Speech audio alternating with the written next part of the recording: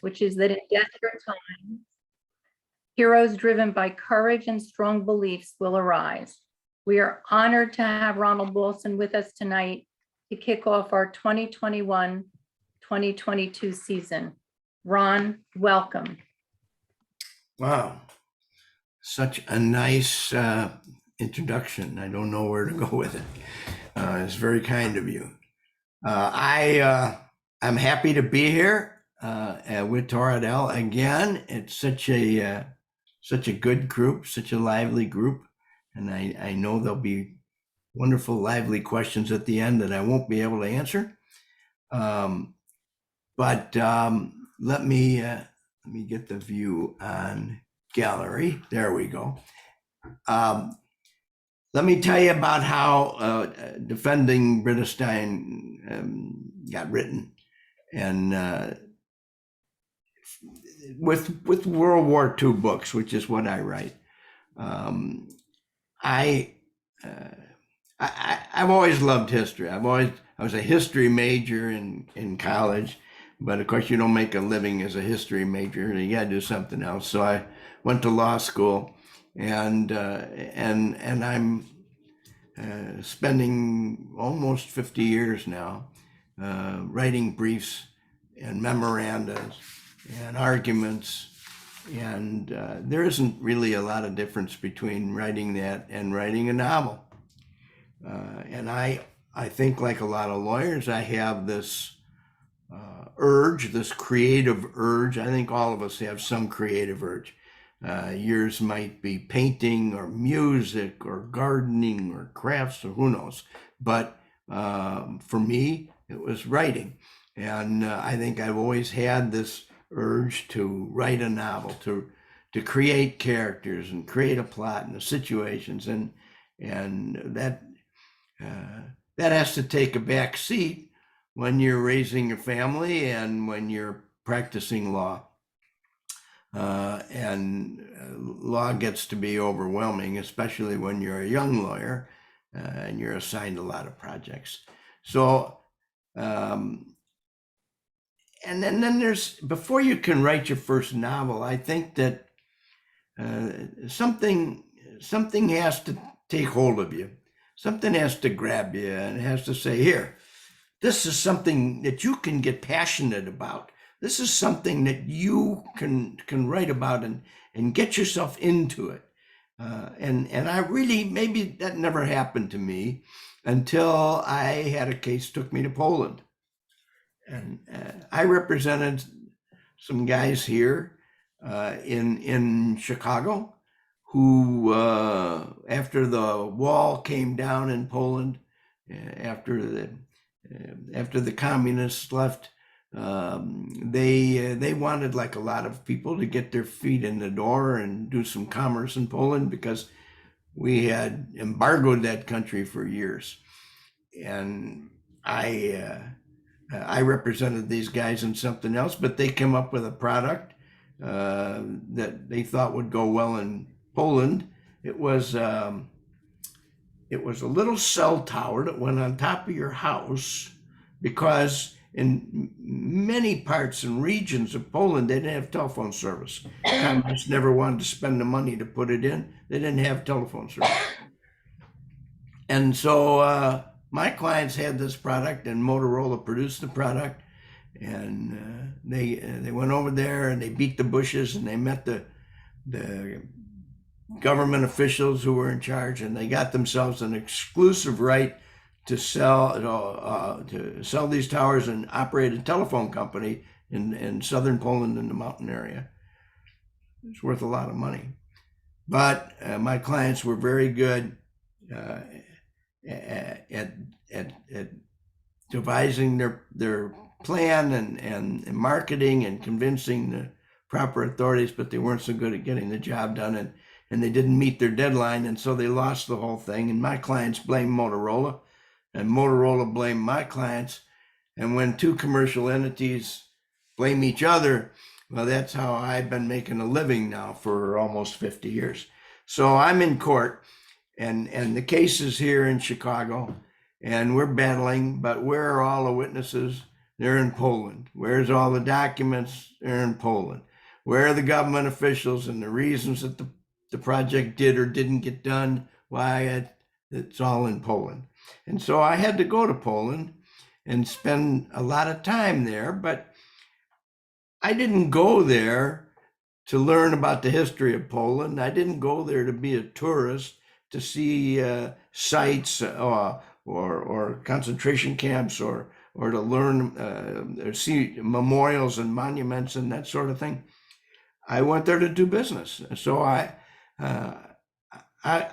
but I remember one day I'm walking down the street on my way to a deposition, and I'm thinking about what questions I'm going to ask this man. And I stop, and right in front of me is this huge memorial with soldiers and arms and everything. It was a memorial to the Warsaw Uprising in 1944. And I remember a night where I was walking home from dinner back to my hotel through a nice area where there's boutiques and shops and whatnot. And here on a brick wall, there are holes in the wall, and a sign, a plaque that says, here in 1943, the Nazis executed 25 people. And so you just can't, I couldn't, walk around and live in Poland for that period of time without being manifestly affected by what occurred there 75 years ago. So I said to myself, well, if I'm ever going to write a novel, and this is certainly something I can get my arms around, I'm going to write a novel about an ordinary family, one that I can relate to, middle class, upper middle class, and in an ordinary town, not Warsaw maybe, but an ordinary town. I picked the town of Zamość. And what would have happened to this?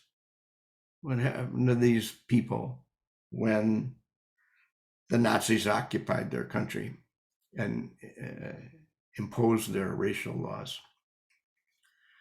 And that became Once We Were Brothers. And I don't think that there's a lot of difference between that and the subsequent books I've written. I've written 7 books now. Carolina's Twins, my 3rd book, that came about because I met a survivor, Faye Waldman. She came up to me at one of my book presentations, told me who she was, and she had a story, and we met, and she told me her story. And I wrote that story and fictionalized it, of course. But I wrote that story as Carolina's Twins. I had an interest in what happened to artists, professional people in Germany as the Nazis came into power. You know, that there was a period of time in the Weimar Republic before the Third Reich. There was a period of time where there was an explosion of culture there in Germany. It was the center of the world. And we're talking about music and art and science. Einstein was there, and doctors were there. They were developing incredible cures. And it was an unbelievable period of time, especially for music. And so I wrote a book about a woman who was an excellent pianist. That became The Girl from Berlin. And what would have happened to her after the Nazis took over and quashed the Weimar culture and imposed their racial laws on artists. That became The Girl from Berlin. I think there's always something like that, some event or cultural shift or something that inspires me to write about that era, about that time. I'm always fascinated by what happened in the 30s and 40s. So bring us now to defending Britta Stein. I didn't really know much about Denmark. case you haven't read it, it's about Denmark during the war, which is really unique and unusual, because Denmark acted unlike any other country, almost to a person. Denmark had a unified spirit, and it was incredible. And I really didn't know about it, not that much about it, and until I was at Yad Vashem, the Memorial Museum in Jerusalem, and you go there, and that is a World War II Holocaust museum like no other. And they have this garden area in the back dedicated to the righteous among the nations. And these are people who are not Jewish, who acted to save Jews during the Holocaust. And there are medals and there are plaques and little stones and things set out for people like Raoul Wallenberg and things, and George Dukwitz, and people who, at a risk to themselves, tried to help Jews during the Holocaust. And then there's this little section where there's no individual. There's a tree, there's a little boat, and it says, dedicated to the people of Denmark. And I, what is that? The people of Denmark. What did they do? Why were the people of Denmark any different than the people of France or the people of Belgium? And so you start to do your research, and you find out that the people of Denmark acted as a whole to save their Jews. Denmark was a small country, relatively speaking. In the First World War, it stayed neutral. It did business with both sides. It didn't fight. And when the Second World War came around and Hitler invaded countries in 1939, well, Denmark had a non-aggression treaty with Hitler. I mean, it was signed a few months before Hitler invaded Poland, non-aggression. They didn't tend to fight or do anything like that. And the story of what happened to these people, in part of it, Hitler, he was kind of fond of Denmark.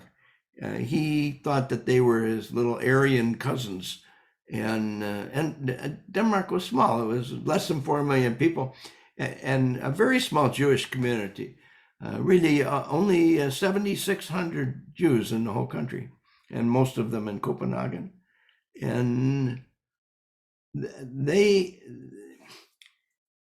when Hitler snuck in to Denmark in spring of 1940. 7 or 8 months after he had started the war, he came into Denmark full guns blasting. Although he didn't take over the country, he didn't conquer the country.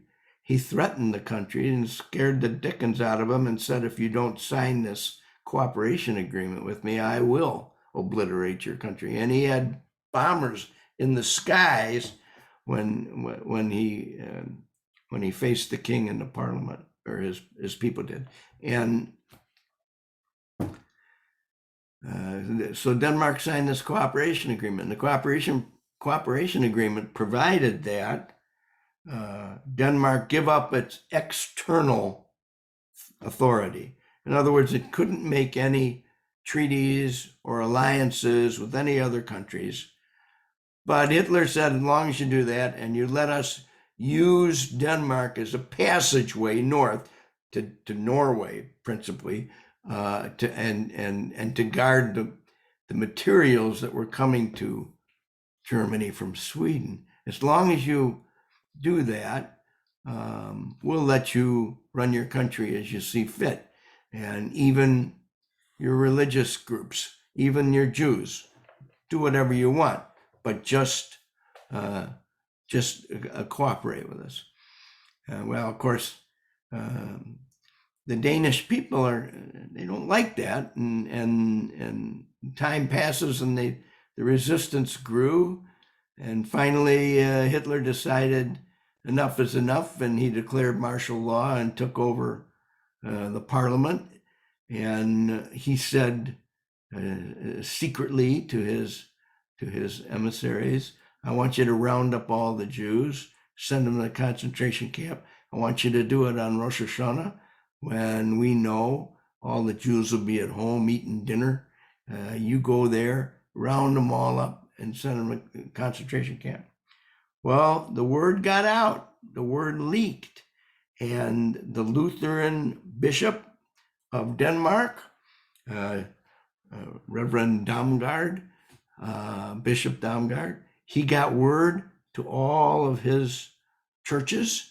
The Rabbi Melchior of the great synagogue got word, and he told all the people, they're coming for you, get out of your houses. And the people of Denmark, learning about this in secret, acted unified. They hid the Jews, they hid them in hospitals, they hid them in stores, they hid them in their homes. And then in the dark of night, they put them in fishing boats and took them to Sweden. And so out of 7,600 Jews, only 400 weren't saved. 7,200 were saved. It's a miraculous story that I really didn't know about. And so I wanted to write that story, and I wanted to bring that story alive. And I believe that writing historical fiction does bring the history alive. In some ways, of course, it's like cheating, because the backdrop, what happened, what was going on, that's already written. That's history. It exists. But if I create characters, and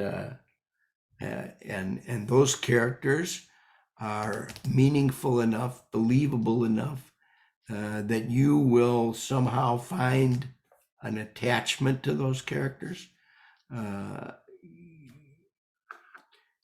You maybe will like one character, dislike one character, but if you are able to find some kind of attachment with those characters, then it'll be like you're experiencing what happened historically, and it will be more personal to you.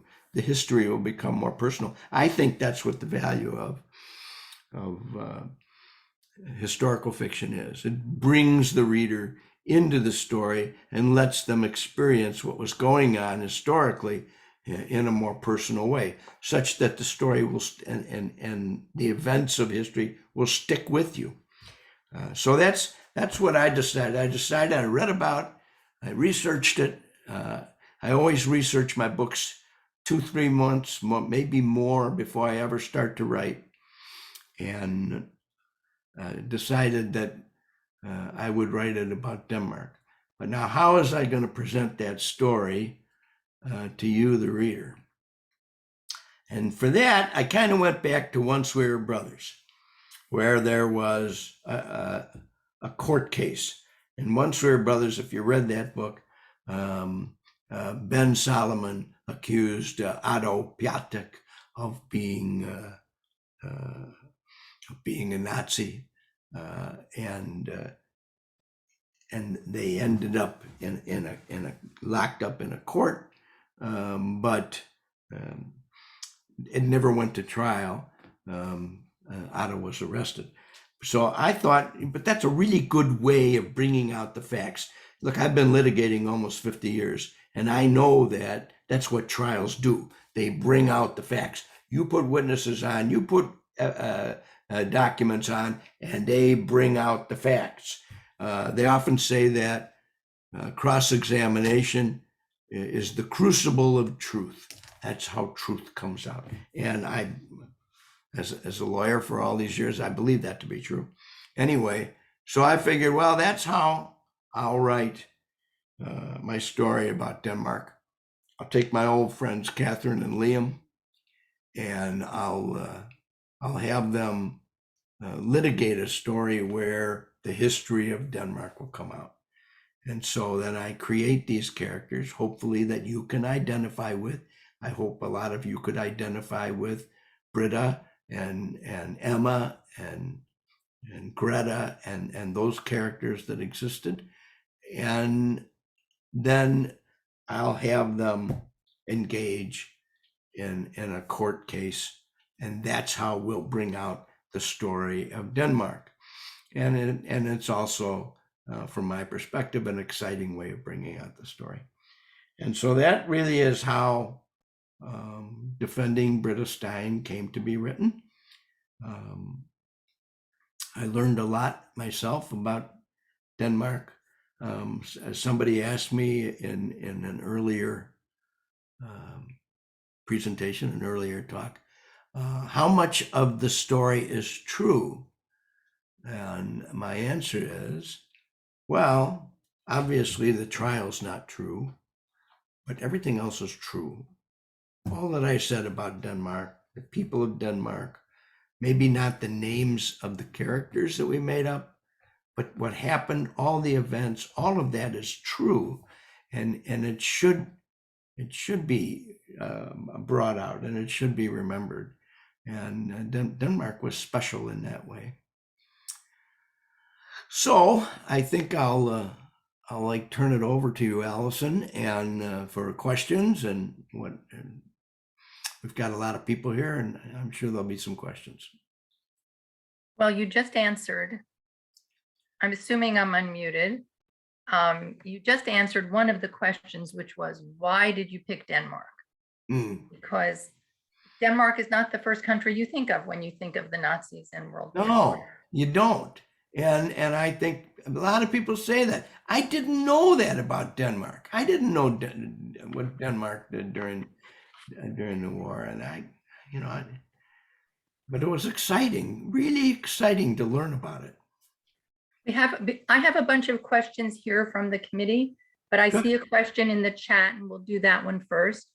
Why did you choose to let Britta drag out her version of events in Denmark, risking not telling her lawyer the evidence? I had another talk earlier today, and that question came up. Why did you have her take so long to tell that story? A lawyer would have said, hurry up. Well, there were two reasons, of course. In the story, Britta wanted to pass along what happened to her family, to her granddaughter. She's 92 years old. She's not going to live forever. And she wanted her granddaughter, Emma, to know what happened to her family. And that was the way she thought she could pass along that information. From my standpoint, as an author,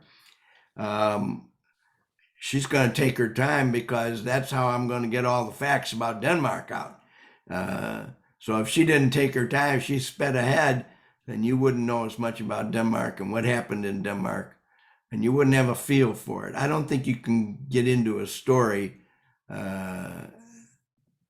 if it's over too quickly. Okay. All of you who are listening, there are over 200 of you, please feel free to put your questions in the chat, and I will pick them up in between some of the questions that were submitted in advance. Here's a question from Neil. How are the Danish people able to put up such an effective resistance to the Nazi presence? Everything that is known about Nazi occupation and conquest of other countries reflects a heavy-handed approach by the Nazis to overcome resistance and execute the final solution. While Denmark had the agreements, what actually do you think kept the Nazis from violating those agreements and just taking over? It is so interesting, but Hitler, that he said that was his model. That was his model cooperative agreement. He wanted it to work. He didn't see that there would be a problem, because 90% more than that, way more than that, of the Danes were Aryans, just like he wanted to be. And so they really were not warring people, but so he wanted to make that cooperation agreement work.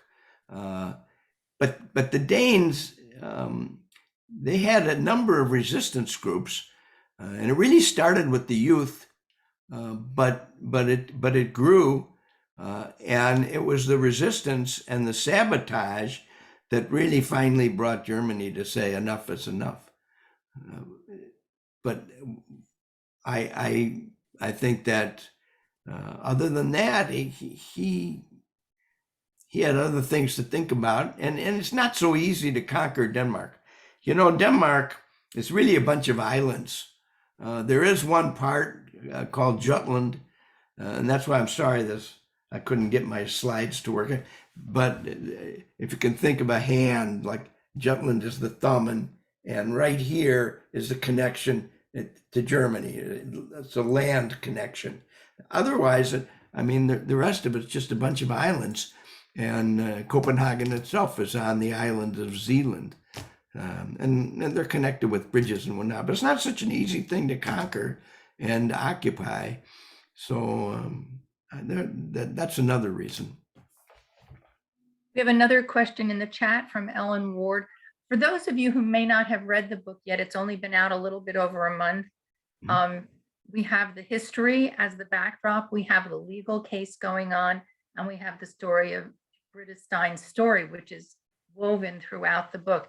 So Ellen is asking, regarding a case where there are no depositions and lack of discovery, have you ever seen a real life lawyer agree to such a condition?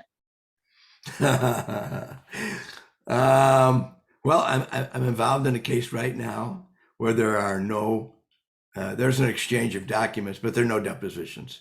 It doesn't always happen. It's unusual. But that's what's, I don't know, one of the fun things about this 6 o'clock Sparks, and his character was a fun character to write. And could it be? It could be. The rules permit it, but it's kind of unusual.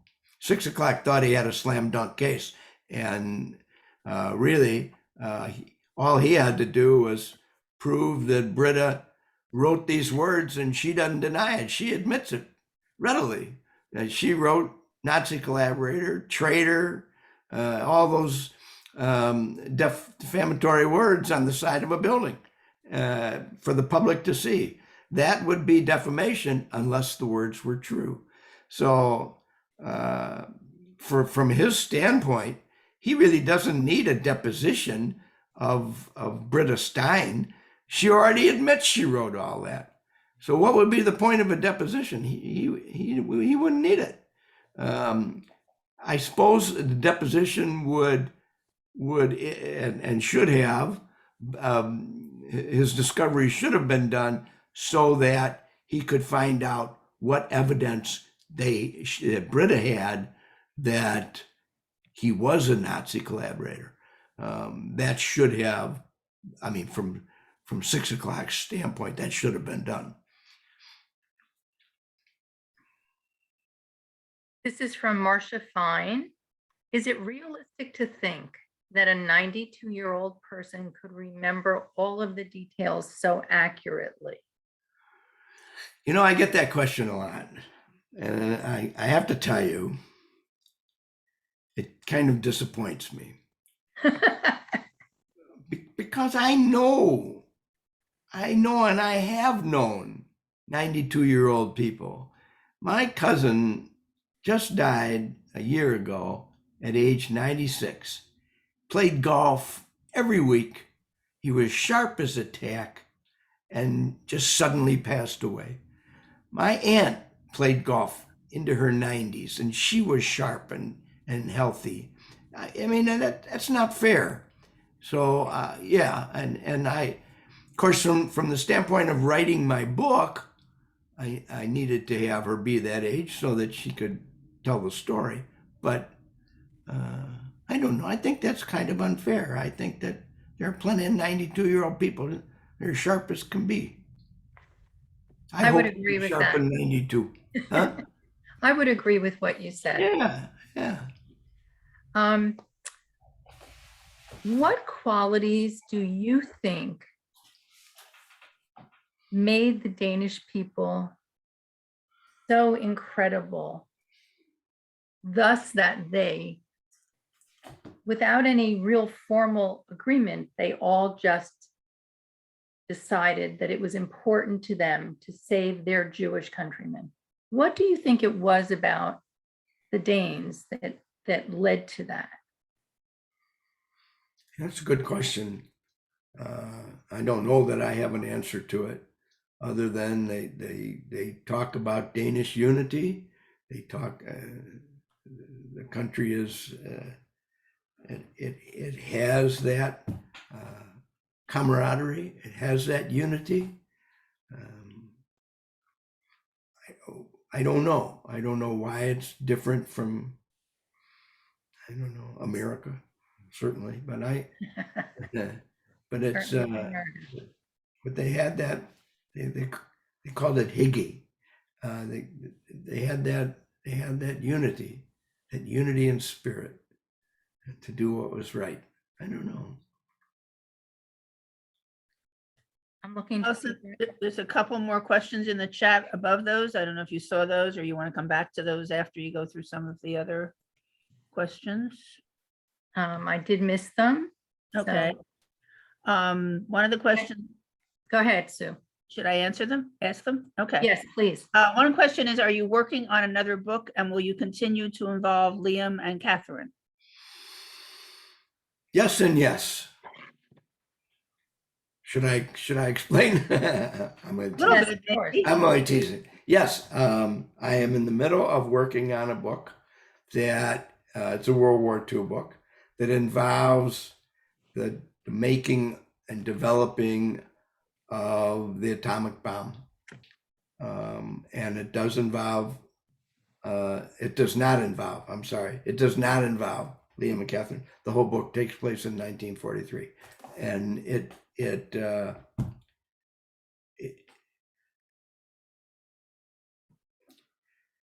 without giving away too much of the book, the atomic research, the scientists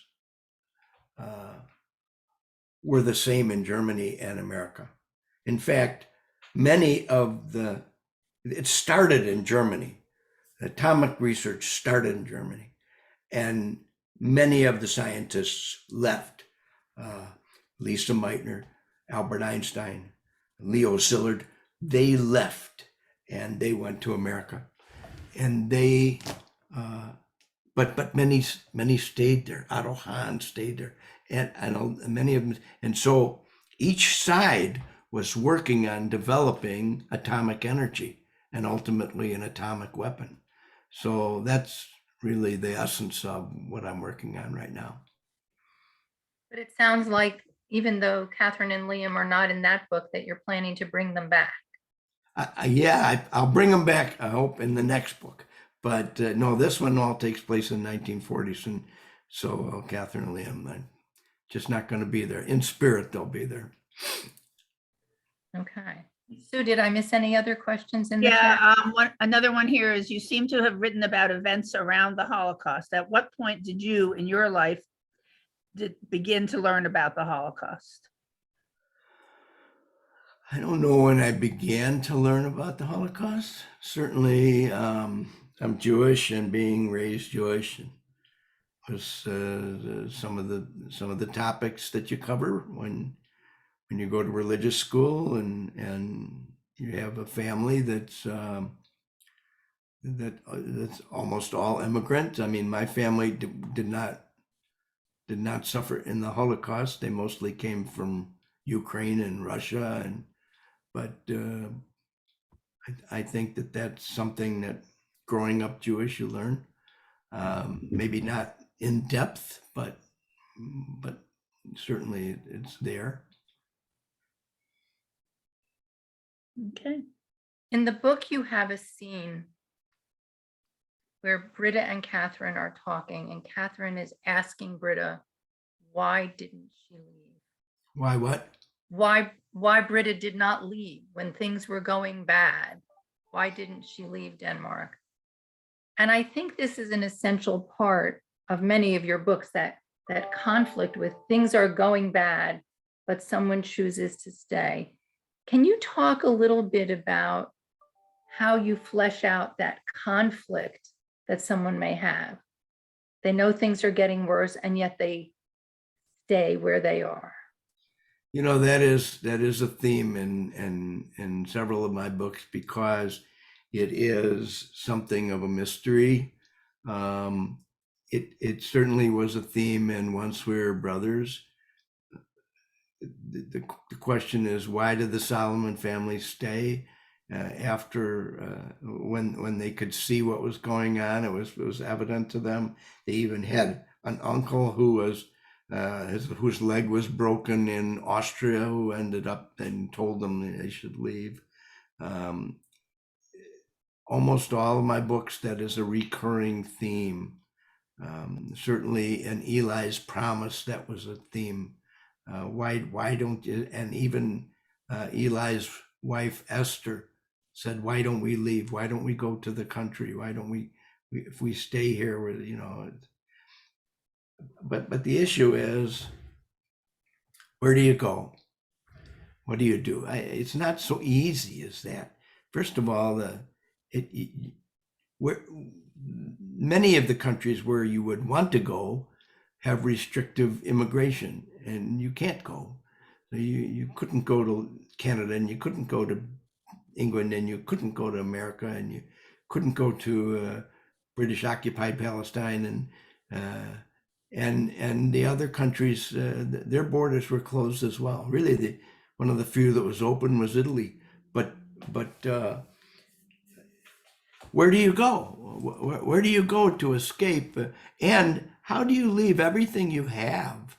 I mean, you have your community, your business, your friends, your family, your extended family. How do you just pick up and leave everything and everyone with no assets and no money and go somewhere that you can't even go to? So yes, it's a question of, that death is coming. Why don't you leave? But it doesn't really have a good answer. It's a conflict. I think that many of us have relatives who dealt with that. Yep. Some of whom didn't survive, some of whom did manage to leave. So it must be a deep internal conflict. This goes back to how you write. Before you create a character, how do you envision that character? Do you have a physical picture in your mind? For example, how did you envision Britta before you actually described her in your book? And I know you say in your afterword that these people aren't based on anyone in particular, but I wonder whether in your mind you had a picture of what she should look like, how she should behave, etc. How does that come about? I did. I had an idea of what Britta should look like and how she should act, and how she should talk. And obviously, she was a very bright woman and a forceful woman, and very concerned with how she looked and how she acted. And I wanted that to be her character. I think I knew I wanted Emma to what I wanted Emma to be, but some of my characters, many of my characters, especially those that come in the middle of the book, and maybe I'll be writing another, maybe page 50 or 60, a character, right? I don't know, that's the creative juices. They just say to you, okay, your character should look and act like this, and maybe that would work. And I don't know. It's part of the creative process. I think that's all I can say about that. Susan, you'll let me know if I missed anything else in the chat. I'm not seeing anything else. So I'll keep going. There's a couple more, but Go ahead. okay. Considering modern times, is Denmark unified today as far as modern issues? Do you think they would be able to reproduce this response in modern times? The solidarity, I guess, is what they're referring to. I don't know that I'm the one to answer that question, but when I read about Denmark today, they have problems. They have problems with right wingers. They have problems with, they have class problems there. So maybe not. Maybe they wouldn't. I don't know. But I'm really not one to. I'm not an expert on present day Denmark. Okay, and there was only one more about how true was it that the Danes took care of the Jewish people's homes by cleaning them and leaving flowers till they came back? It's true. It's that I wouldn't make that up. Okay. That's true. Just as many of them stood on the banks in the harbor to welcome them back at the end of the war in 1945, when they were coming back from Sweden, coming back to their homes. They stood out there to welcome them back. They were their Jewish brethren. Just a remarkable story. Yes, I it didn't make was. it up.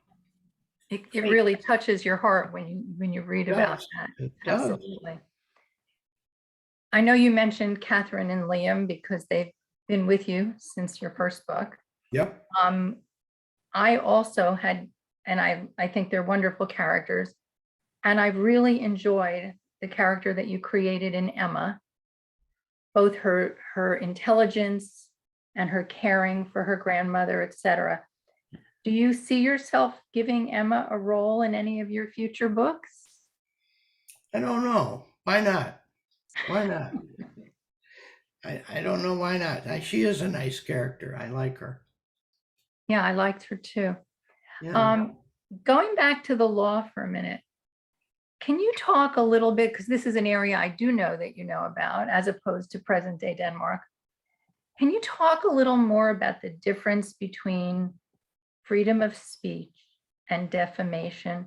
Because that really was the underpinning of the legal part of the story. Yeah, there's a kind of a fine line there, because you are allowed to say what you think, but you are not allowed to say a false fact about someone which hurts them and hurts their reputation. Defamation, the injury in defamation is to someone's reputation. You have injured their reputation, whether it is their business or their social status or themselves, or accusing someone, for example, of having a communicable disease when it's not true. That's defamatory. And because it excludes them from society. So you aren't free to hurt people with your speech unless it's a true statement. I mean, if you are accusing somebody of something, but it happens to be true, then you are stating the truth, and you're allowed to state the truth. You're also allowed to state your opinion.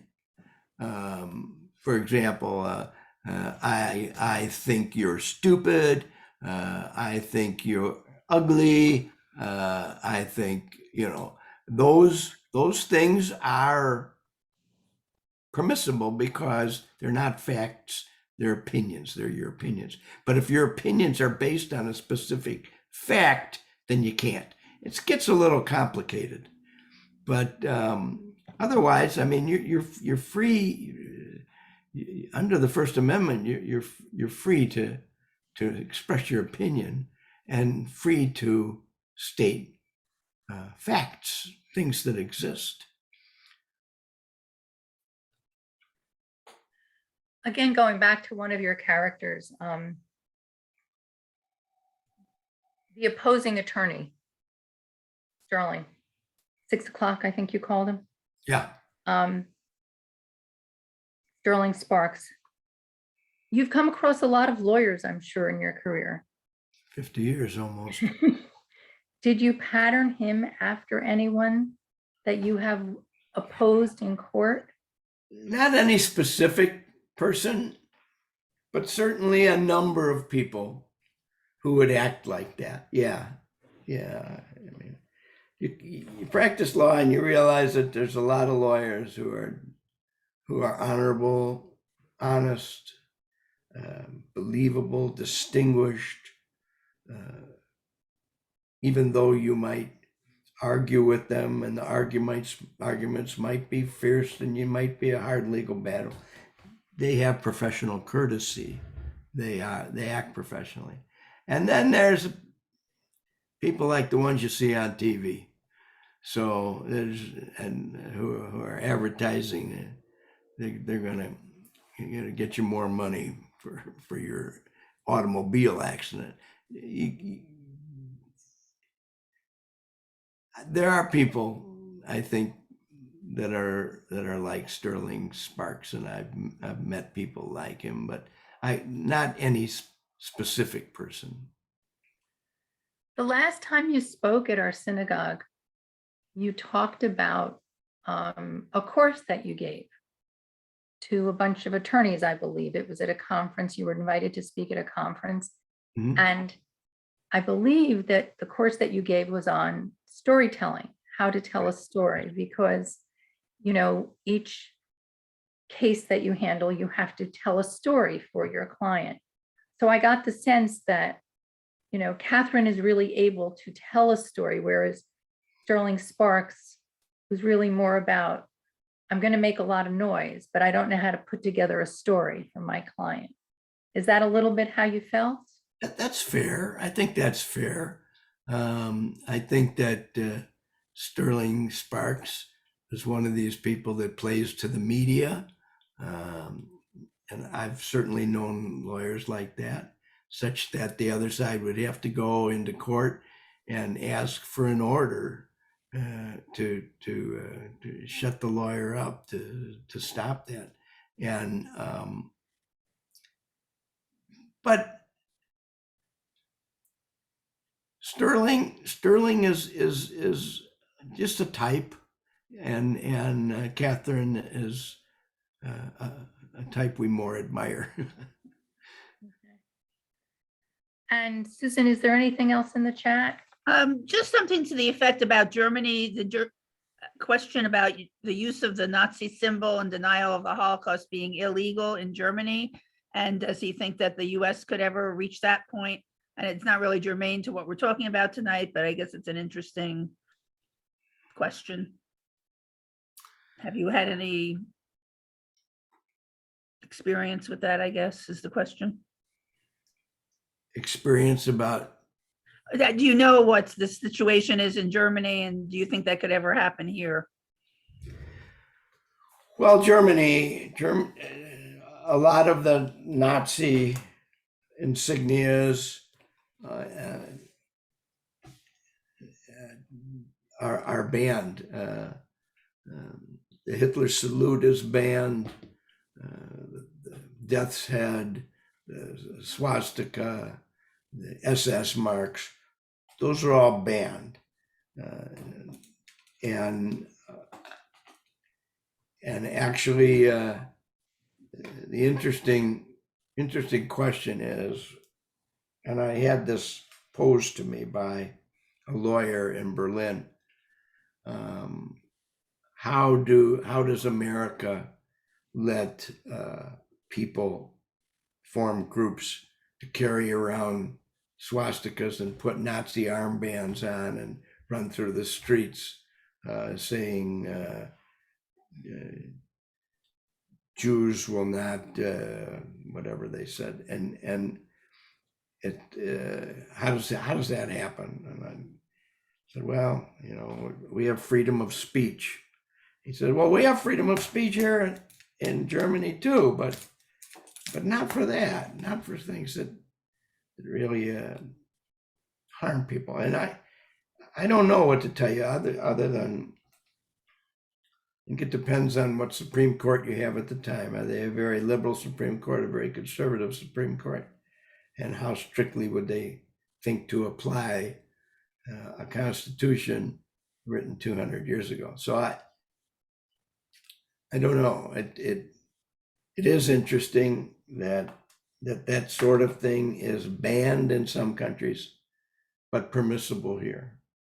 And we know that those type of groups, those neo-Nazi groups here in America, I don't know why they're permitted to do that.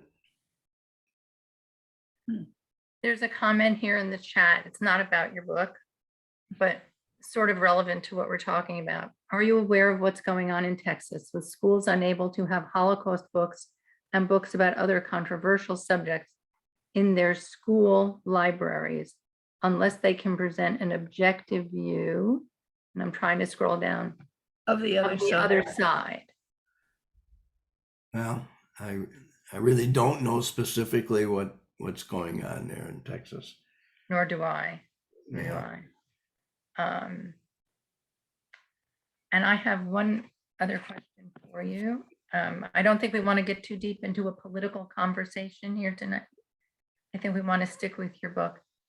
I have always admired in your books how you weave together the history and the characters and the story arc, how it kind of all folds together.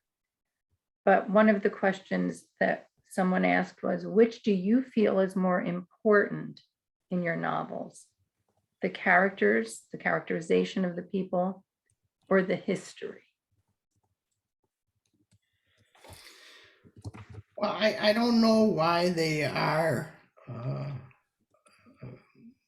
in opposition. I don't know why they are mutually exclusive.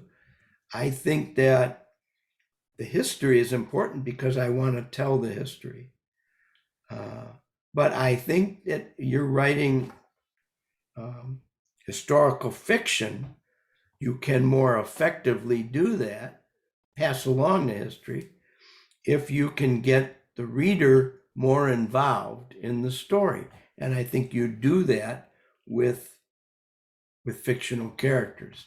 I know that there are fictional writers that play fast and loose with what actually happened. They'll put in events and circumstances and battles and things that didn't really occur just to write a good story. And that's their privilege. I don't tend to do that. My historical information is accurate. And the only thing that's not accurate is the main characters, although I don't think that they would be very dissimilar to somebody who would have been in that situation at the time. Okay. Another question that came in earlier. I found the history of the Danish resistance very interesting.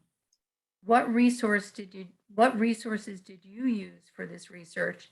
And are there any books that you would recommend to someone who wanted to learn more about the Danish history of that period? Well, offhand, I can't give you the name of a book, but I can tell you this. It's research these days is so easy with the internet. It used to be we would go to the library, we would go to museums, we certainly go to the country itself and learn as much as you could, and I did that. But you can access so much information online.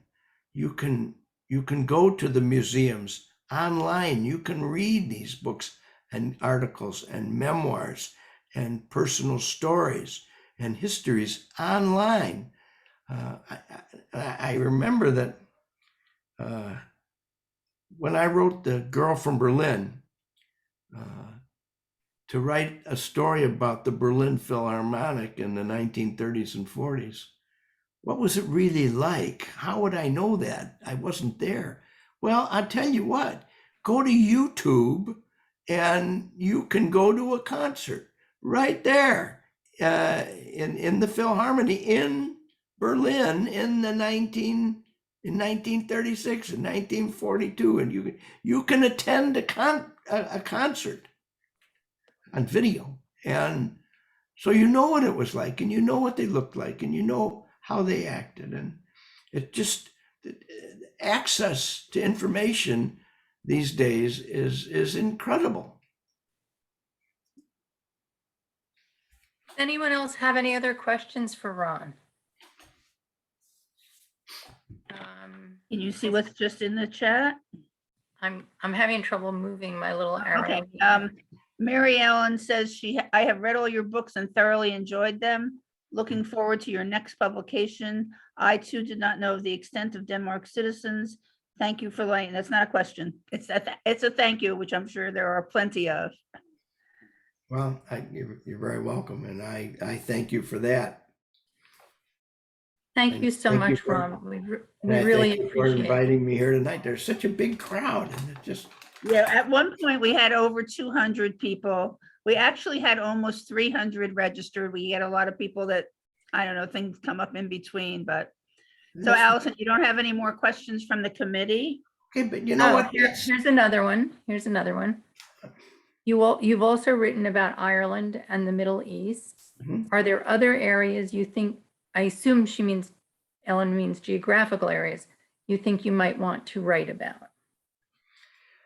There might be, but the next two books that are going to come out are once again books about Europe.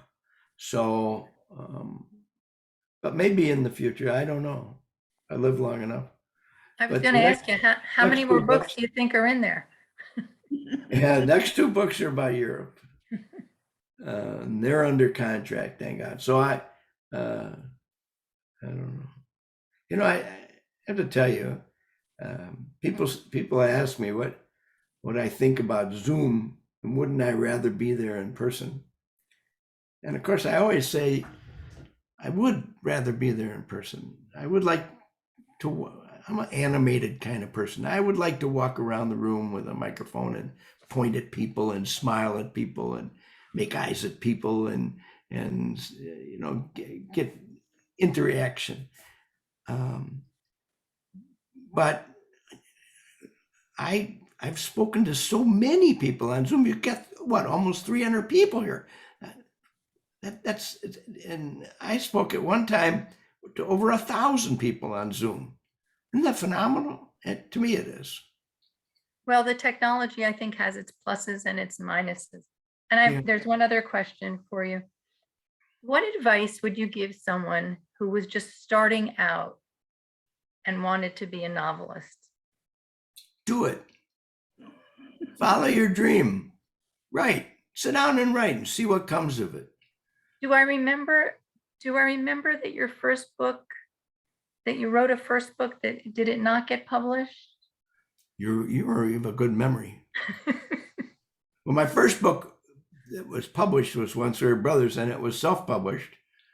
And then it did well, and it was bought up by a. Okay, that's what I was remembering. But I did write a book before Once We Were Brothers. I got about halfway done with it, and I said, "Oh, this stinks," and I throw it away. And then it was a few years before I actually sat down to write Once We Were Brothers. So just make the time and sit down and start writing. Just do it. Yeah, you have to do it. You have to sit down and start writing. You can't, you can't say, "I want to do this. I want to." You have to do it. You have to sit down, get your computer out, and start writing. Ron, you said you do all your research first before you start writing. We had Well, no, I don't do all my research. I do enough research to understand my story and where I'm going. And that usually takes a couple of months. But then as I go along in the story and I get to a point, for example, in the story I'm writing now, there's a meeting in Berlin at the Kaiser Wilhelm Institute where they're working on the atomic bomb. And Albert Speer shows up. I got to research Albert Speer. I want to find out about him. What does he look like? How does he act? That. So Mhm. You continually research, but I do research enough so that I have a good foundation for my story before I start writing. Okay. Does anyone else have any questions? I think we're good. Yeah, I think so. Thank you, everyone. I'm going to put in the chat a link to our Meet the Author page on our Congregation Torat website. The recording of this program will be there within, I don't know, a week or so. So, and all the information about all our upcoming programs will be there. I don't know if Allison mentioned our next program. Allison, did you want to take that? We have a program in December, Laugh Lines by Alan Zwiebel. We're going to go from the Holocaust to something funny. We thought it would be a nice balance. In January, we have 2 programs about the immigration of African Jews to Israel and what it's like to be an African Jew in Israel today. We then have in March a book called American Baby, about what the adoption process was like in the 60s, especially with Jewish agencies. A book in, let's see, that's in March. Then in May, we have a book called The Forgiveness Tour. And certainly forgiveness is key to a Jewish way of living. And finally, and now I'm going to go blank on our last book, which will be in July. Wait, I'll get the bookmark. Which is a book about a Holocaust survivor who became well known. Unstoppable. By Joshua Green. Yes. So we have a lot of great programs coming, but Ron, thank you so much for kicking off the season for us. And for any of you who have not yet read his book, run out and get it. You will love it. You'll absolutely love it. And Ron, just so you know, we do on all of our publicity, we give people links to both independent bookstores to buy books and to Amazon and Amazon Smile. So we're trying to keep the book sales going, even though we're working on Zoom. Good. Listen, thank you all so very, very much for inviting me. It's always fun to come talk to you people because the questions are always so good. And I really appreciate it. Thank you again. Thank you. I just wanted to mention, I see in the chat, we had somebody here from Colorado. I think that's our furthest that we heard of anyway. Colorado, Michigan, Ohio, Florida. You got national coverage here. Okay, thank take you, care, Ron. everyone. Thank you. Good night. Good night. I'm going to stop recording. Yep. Okay, if I can find it. Let's see. So we remembered to start and we remembered to stop. We're in good I shape. gotta remember. Great job. It was wonderful. Thank you. Thank you Susan. all for coming.